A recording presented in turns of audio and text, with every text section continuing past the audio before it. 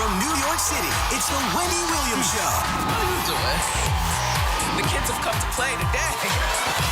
You won't believe what I'm about to tell you. With all due respect, have several seats. My girls are always turned out. I give it to you straight, no chaser.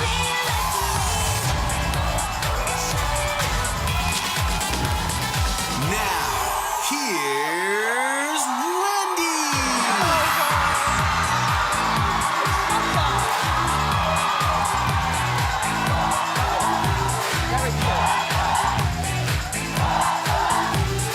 Thank you for watching our show. And say hello to my co-host, my studio audience. How you doing? I'll inform you. Let's get started. It's time for Hot Topics.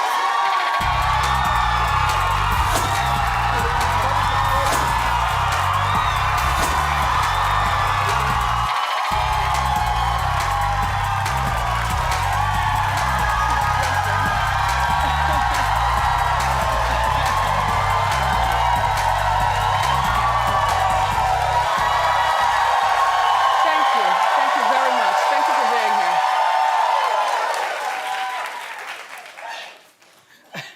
Andrews is here with the camera. So Mark Anthony was supposed to be here today. And he was also supposed to be on Kelly this morning, you know, Ripa, and we're both live, but he fell ill. So I know, Mark, get well. I hope to see you soon. Yeah.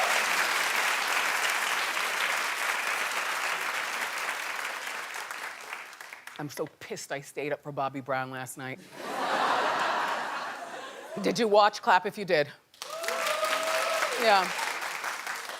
11 o'clock is late, but I felt as though it was worth it. If I just took a nap before, only I was busy around the house and never took the nap. So I put toothpicks in my eyes and I sat and I watched. Robin Roberts did the interview, which I love Robin, but I just felt as though this was a lowbrow interview for a newswoman of her newsishness. I did. Bobby sat there for an hour, making all kind of revelations, one after the next, gave me the side eye to give to him. Okay, take a look at this and then we'll continue. You had sex with a ghost? A ghost, yeah. Come on, man. Tell me about it. I moved into this house. I bought this mansion in Georgia. So this was a really, really spooky place. But yes, one time I woke up and yeah, a ghost. I was being mounted by a ghost. I wasn't high. That was my next question. I wasn't high. That was my next question. Wasn't Were you high tripping? at all. Were you tripping? No, I was not tripping.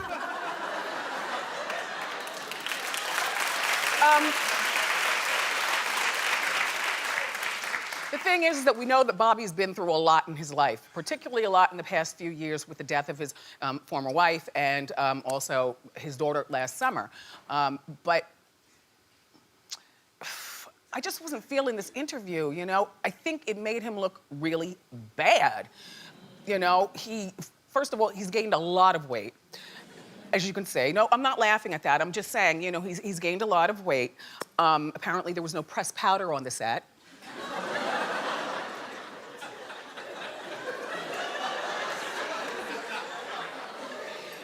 He is still blaming Nick Gordon, you know, Bobby Christina's ex-brother boyfriend, for the ultimate demise of Whitney and his daughter, Bobby Christina. And I feel like Bobby Brown really needs to take a look at the man in the mirror and stop talking like this because Nick came into Bobby Christina's life a lot later than, from what we understand, Bobby Chris was still going through things prior to even knowing Nick, is what I'm trying to say. So, you know, we all want to blame somebody when things go bad in life, but really, Bobby, it's time for you to look at yourself. And, you know,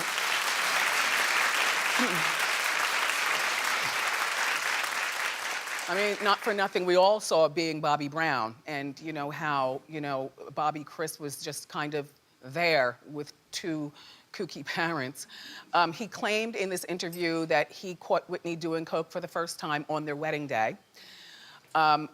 He said that, you know how a lot of times the groom doesn't see the bride until, dum-dum-da-dum. But he wanted to, skirt that, and he goes into the room, and there she was, leaned over a pile of blow.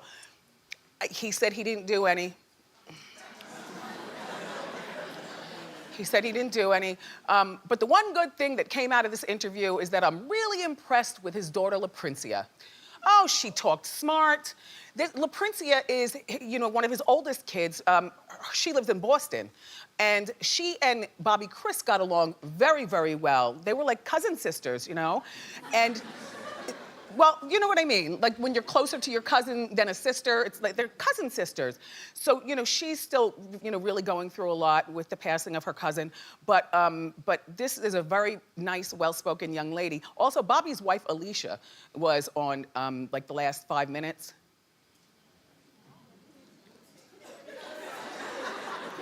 Okay, Bobby is still battling the demons of alcohol, according to both of them. Alicia is his manager, so she manages his hot sauce brand and his spice brand, and also helps him perform. She's the manager. There was one point, actually about 5 different points during the interview, while Robin was talking to these two, where I was like, "What's up with this relationship?" Anyway, all in all, I want my money back.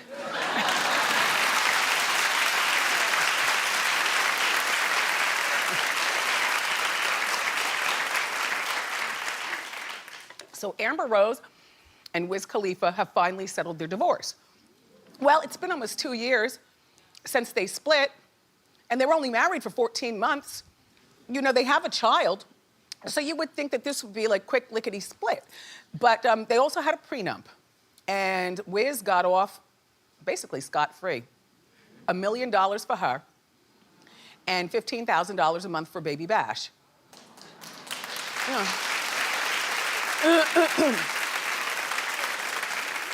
Wiz is reportedly worth $44 million, so that's only a small chunk of his money. $1 million for her, that's fair enough. They say that they still love each other too, by the way, and they celebrated the other night. TMZ caught them at the strip club, and they even left the strip club holding hands, and apparently a wad of cash. But I like Amber Rose a whole lot. But Amber, what I would tell you is that. And $1 million is not a lot these days for, a woman like you. But that $15,000 a month is gonna really come in handy. Now, you know how it is out here, these entertainers. You don't know that this man's gonna be making all that money for a whole long time, and he's going to have to readjust, child support to accommodate his income, or could be lack thereof if this music thing doesn't work out the way it's supposed to. It's working out now, though. But, the thing is that, so, I don't have firsthand experience with this. When you're getting child support, does the court monitor that money and how you know, ma'am? No. They don't? Well, they need to. 'Cause I'm gonna tell you right now, $15,000 a month for a 3-year-old, that's like what? A few animals? A little lock and block over there at the school? And then the rest is for you. So what do you do with that money? Shop for shoes. I mean, you start getting a little, drunken with the extra money. But the thing is she should sock away that money for real, for real.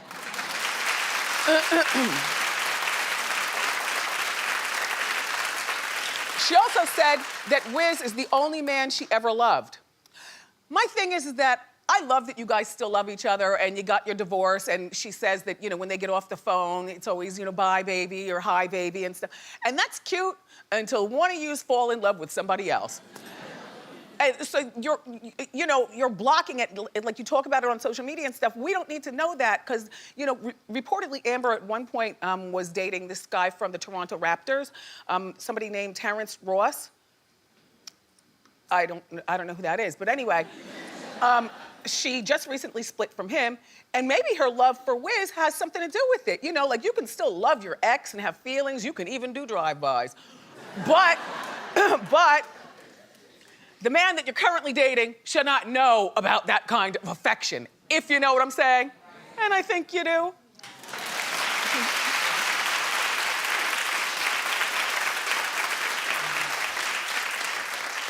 By the way, happy birthday, Rambo. You're very welcome. Yeah. The Playboy Mansion has been sold.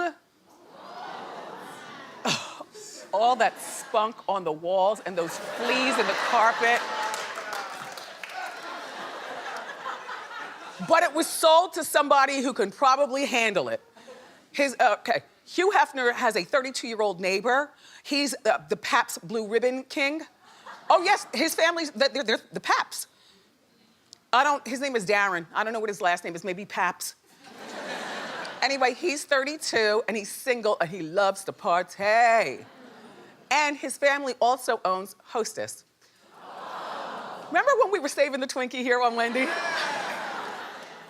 We just didn't have the money to buy the company, but the Paps do, so, you know, there you go. Anyway, he wants to renovate the inside, and Hugh Hefner's place used to be one big house, but what happened was Hugh divided the house, and somehow it got sold to this guy, Paps. By the way, doesn't this look like the same house French Montana showed us? With the driveway and the... Anyway, I hope that they keep the mansion the same, though, honestly, for the most part. Like, I hope that they don't knock it all down on the inside and then refurbish it and make it something modern. I have to tell you,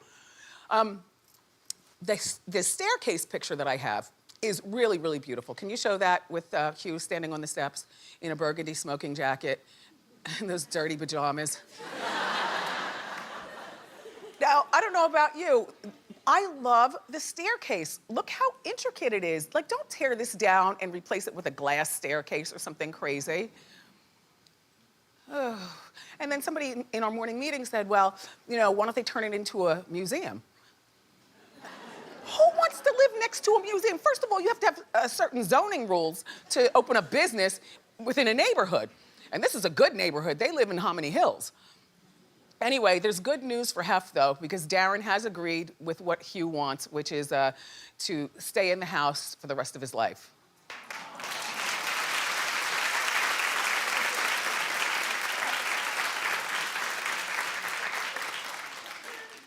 I'm not gonna say another word. Let's just move on.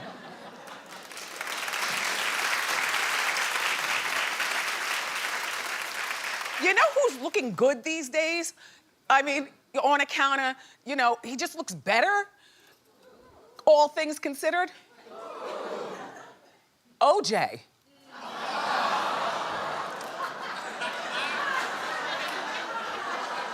I said all things considered, okay?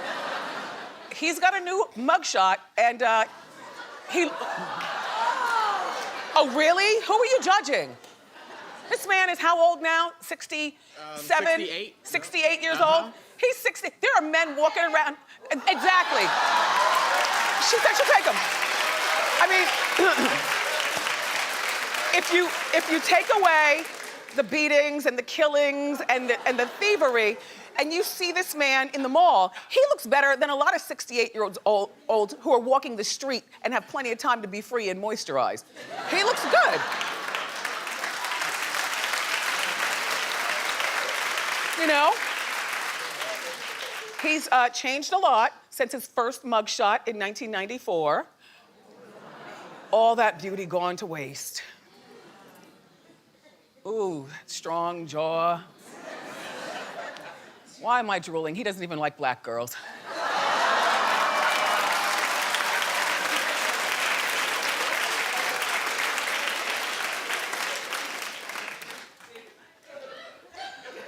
Anyway, okay, so look. The first mugshot, though, that he took when he went to prison, his eyes were really, really red, and he was really, really bloated. But he seems to look pretty happy here. And they say in the lockup that he's a really good model jailbird. And there's a cop who's friends with OJ. who says that when OJ gets out, he thinks that OJ is going to confess to this because once he's done time, he can't, you know, that double jeopardy thing they call it, yeah. So he thinks he's gonna confess. I say, if OJ gets out, because he's eligible for parole in 2017, and they say that there's a really good chance that he's going to get out because he's doing his best to be a model citizen in there. But then how do you live the rest of your life? You know, because he's got guilt written all over that handsome face. Like, where can he go? If you saw OJ at the grocery store, what would you do? Run. Run.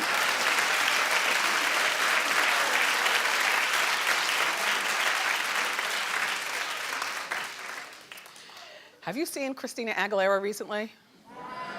Well, you know, she's always been a beautiful woman, but her beauty now is on 10. She's debuting a dramatic new look. It's our hot shot of the day. Hit it.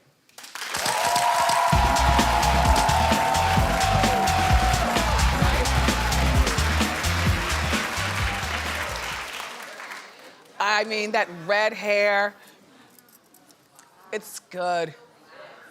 The red lips, the big eyes. Where's she going? She really does personify Jessica Rabbit, doesn't she? In this picture. Really beautiful. Yes. Yes. Nice. So over at the Today Show, the anchor Savannah Guthrie, she won't be going to the Olympics in Brazil with the rest of NBC because Savannah is pregnant and she's scared that she's gonna catch the Zika. Now, we haven't talked enough about this Zika virus. But you know, if I was pregnant or if I wasn't pregnant, I wouldn't wanna go because of Zika. There's no cure. Some people are saying that, you know, you're supposed to put yourself in harm's way when you do the news if you want to be an effective reporter. You know how you see like Anderson Cooper in the swamps with the tsetse flies and all that stuff. You know, he's a brave one, but I'm just not that brave. I agree with Savannah, and hopefully, you know, her position there at NBC is secure enough that she can pull a move like that. But NBC also gave their employees who they're sending like over 20 people, they gave them the right to say either I'm going or I'm not going. I don't know, I mean, and it's horrible for Brazil because the economy is really, really bad there now. They could use this extra money. I'm sure there are a lot of people who intended on going to the Olympics, not just, you know, news people, but other people who've now canceled their plans. Clap if you'd go anyway. Yeah. So most of you are my people. I barely like to hug, much less, you know, much less be in Brazil. That. The Olympics start on August 5th. So Kerry Washington made a revelation about her Hollywood experiences before scandal. She said that she got fired from 2 TV shows for not being black enough. Well, I don't know, I tried to dig. I don't know what shows they are. I don't even know if they're still on TV. And I don't know who they hired to, I guess, you know, hood out the situation since they said she's not black enough. They wanted her to sound more urban and act more hood. I know, but look what it got her, a hit show, a scandal.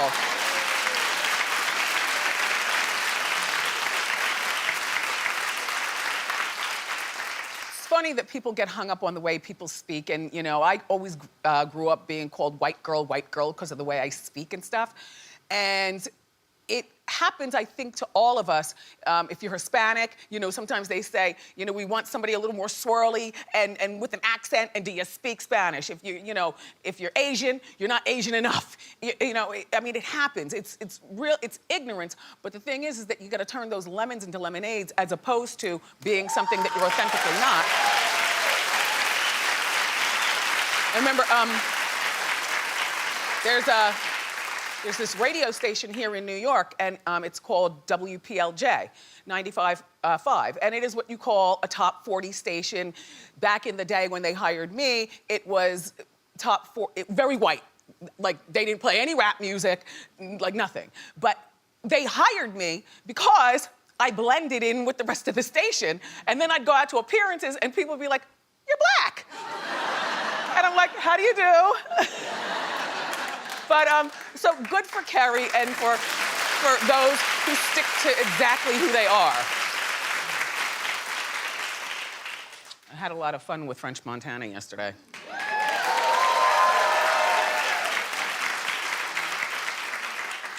So, if you're watching, remember, I was quizzing him about this really super gaudy watch on his wrist. And I promised him that I wasn't gonna reveal it until today. He didn't want me to say anything about it. But take a look how it went down, and then I'm ready to reveal. Who gave you that? I can't say. Why? It was a nice gift. Tell me in my ear, okay? All right. All right, come on, come here. No. I can't tell you in your ear. Why? Because you're gonna tell everybody. No, I'm not. I'm joking. No, not today, I won't. All right. But tell me, come here. Really? Yeah. You're friends with him? Yeah. I heard. See, I told you. Okay, sorry, okay. You gave me your word, right? Okay. All right, cool. But 24 hours, and then I can release. Okay. Okay.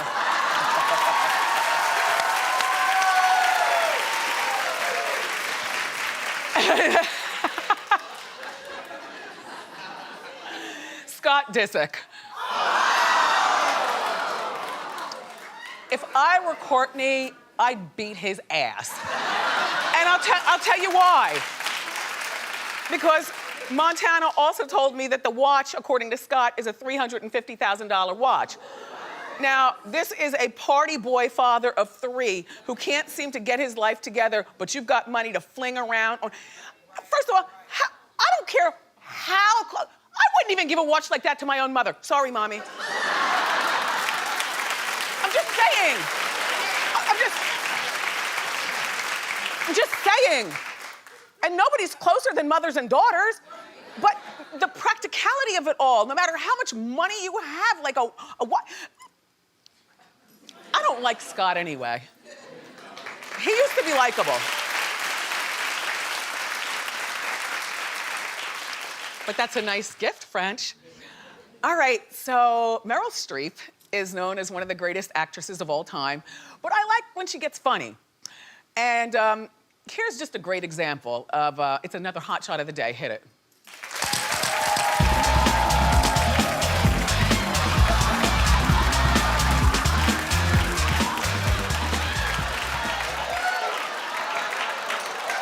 It's so good. That is so good. And you can't see the rest of it, but look, the tie is exaggerated. It literally...